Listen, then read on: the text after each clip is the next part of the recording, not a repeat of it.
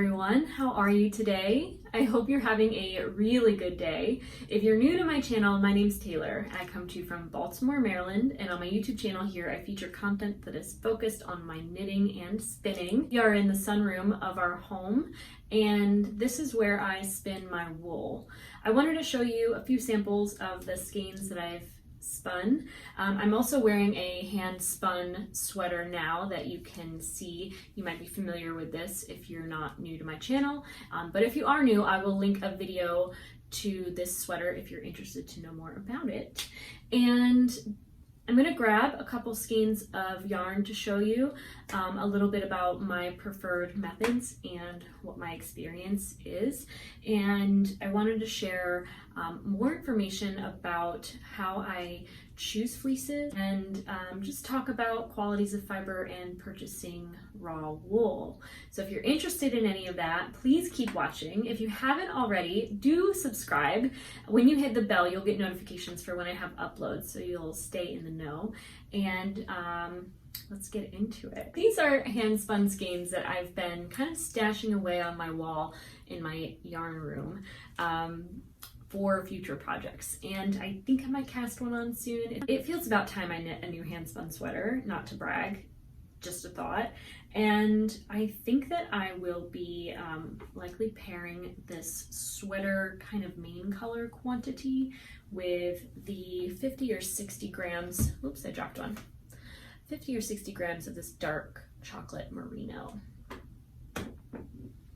I'll give you a little bit of a close-up. This is somewhat blown out here on the camera.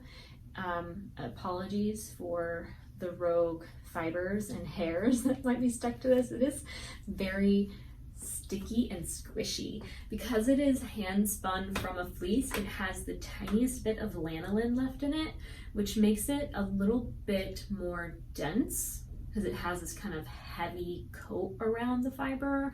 Kind of like if you're like me and you wash your hair and then while it's wet you apply like a moisturizing product or like a oil that kind of coats the shaft of the hair. That's kind of what spinning with raw wool is like. It has this extra layer to it that makes it more crisp and it kind of gives more bounce. It's as if it retains the crimp of a fiber and also reinforces its kind of longevity and resiliency. So that's a lot to say, but that is one skein I'm really happy with, and I still have the rest of this fleece to spin. So I try not to sit on my fleeces for too long. This one I have had for a couple years now, so I do need to get to it. These skeins are all relatively the same, at least they were. I was attempting to spin them consistently, but they're all a bit decay, a bit fingering. That's the thing with finer, newer to spinning hand spun skeins, is that they can't be fully consistent until you have quite a few hours under your belt at your wheel. And like everyone else, I'm still learning along the way and kind of developing the skill of the hand to be disciplined and not rushing to move forward, but instead really taking the time to sometimes even reverse back and draft the fiber so that is of an even gauge. So essentially the more plies to the yarn, the more round and even the full yarn will be, because each ply evens out the other. That is the case with a traditional 3-ply yarn, but not necessarily a chain ply yarn. I found that a chain plying can almost emphasize the differences in gauge of singles. This is also another spin of mine. This is multiple skeins. I just wanted to show you. I kind of just wound them together. I think that I ran out of space on my bobbin while plying, and so that's why they're separate, is I had to move over to another bobbin because this is well over 100 grams. It's not quite 200 grams, so in my mind it's definitely a shawl project skein of yarn. And it's somewhat even, it's somewhat unbalanced. I naturally dyed this fiber with Black-Eyed Susans, and I used different mordants in 3 different batches to make 3 different slightly variated colors, and meaning that each color was practically the same, but there was a slight variance. And then I combed the fiber and then I spun the wool. Those 3 different colors that I did, I spun into a 3-ply for this project. And then I actually had a whole lot remaining of 2 of the 3 colors, and then I spun those into a 2-ply. So these are really like sister spins. Something I'm really excited to show you is my canister of fleece inventory. This is just a can I picked up from the thrift store. It is so beautiful, and inside it has a sample and a receipt of every fleece that I've purchased. So I wanted to share those with you and just give you a little bit of info about my experience shopping for those fleeces and what I learned along the way. If you haven't already looked at like my full inventory of videos, the very first video I ever posted to YouTube was about this fleece right here. Now, if you're not familiar, scurf in a fleece is the dander and oil buildup, kind of a flaking off of the skin from the sheep into the wool. And a lot of the times it's something that just like happens, like something maybe stresses their immune system or whatever. It is essentially the skin cells kind of sloughing off the skin of the animal, mixing with the lanolin, and then growing out with the fiber. And the thing about it is once you try to wash it out, it just gets more stuck into the fibers. And I really regret not saving a sample of that wool. I think I composted it, and I used a lot of that fleece to top off some of my raised pots and other parts of my garden to like prevent slugs. But I want to show you that this is what the bag looked like. Do you see all those 5s? 1 4 in crimp, and you would think that that meant it was a perfect fleece. This was the first year shopping for me at the New York State Sheep and Wool Festival, and I got duped. Moving on. Now this is a fleece that I purchased the following year at New York State Sheep and Wool Festival, and I've spun this entire fleece, so I have no more left in my stash, but I saved quite a few quality samples. This was a variegated fleece. If you can tell, that's brown and cream. This is from a particular farm called Buckwheat Bridge Farm. It's possible with this type of color variation that they at some point might have some Jacob genetics in this Cormo and Merino line, because it is, I don't know how common it is to have that variegated fleece pattern in a Cormo or Merino. Merinos are certainly bred to be white on average, although many people have chocolate Merinos, but this one is not one or the other. I spun this fiber into a 2-ply kind of worsted weight, almost Aran weight yarn that I knit into my golden hour shawl. So if you're interested to check that out, I'll link a video above where I feature my golden hour shawl. And I paid $1.16 for this fleece. I got 4 pounds, 5 ounces. The first fleece that was purchased for me as a Christmas gift was this sample here. It's a Leicester long wool fiber, and it is quite soft. It's obviously a long staple. I would guesstimate that is about 4 or 5 inches there. One thing about this fleece in particular, you can see that it has some ends that are bleached from the sun.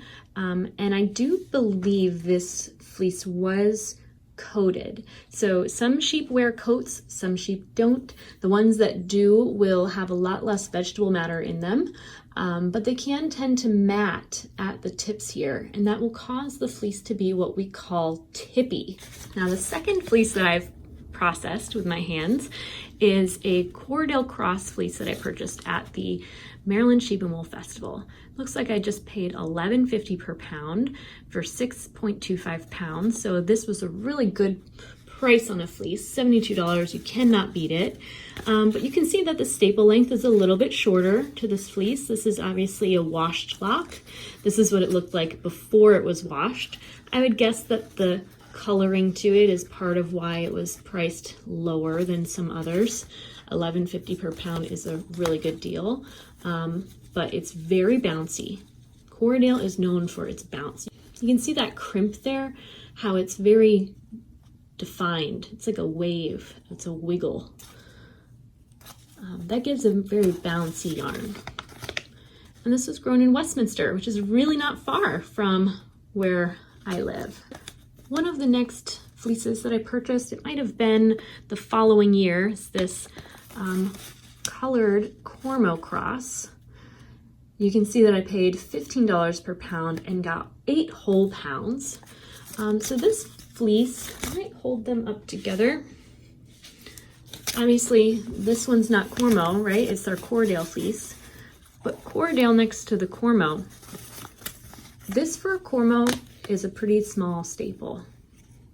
See that it's comparable to the Cordell. A lot of Cormo fleeces, and I would say merino fleeces, but definitely Cormo. If you're not familiar with Cormo as a breed, it's a combination of merino and merino crossed with Lincoln long wool. So it's like 75% merino, super fine, super soft, but that extra bit of long wool gives it a really long staple. And that's something that I don't see here.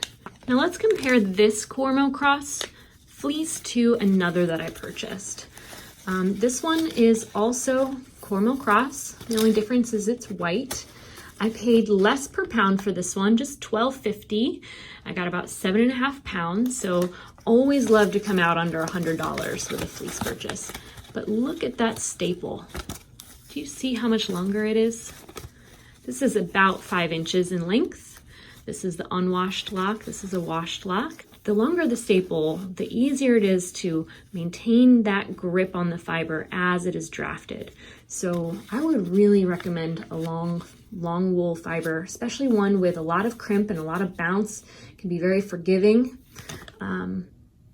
If you're new to spinning, a longer staple is easier to work with and more enjoyable. This one you see is merino, but it also has a long staple. It can be quite yellowed, unwashed, but will wash up to be very bright and white. This one I also paid $15 per pound, but I think because it was more heavily skirted, I only had to purchase 6.5 pounds, which is ideal. It's always best not to have to pay for the bits of wool you'd rather not spin into your fine long locks. So again, anytime I come out under $100, I am thrilled. I have one more left. I knew I left one out there. This is another fleece that is very dark chocolate, but whoa, is this the finest crimp I've ever, well, I have seen finer, but this is the finest crimp that I own. It's merino, so it is a little bit shorter in its staple, as you can tell. And I paid $20 whole per pound. So still at 5.25 pounds, I was very close to $100 for this fleece. And you don't get consistency like this. Yes, those tips are a little bit bleached. And one thing I did do in spinning this skein of yarn was before combing the fiber, I cut the bits off that were bleached so that it would be even darker. But you can tell that even in a dark fleece, there's always going to be some white fibers. It's never purely dark. There's always sprinkles of sparkle in there. Well, folks, that's it.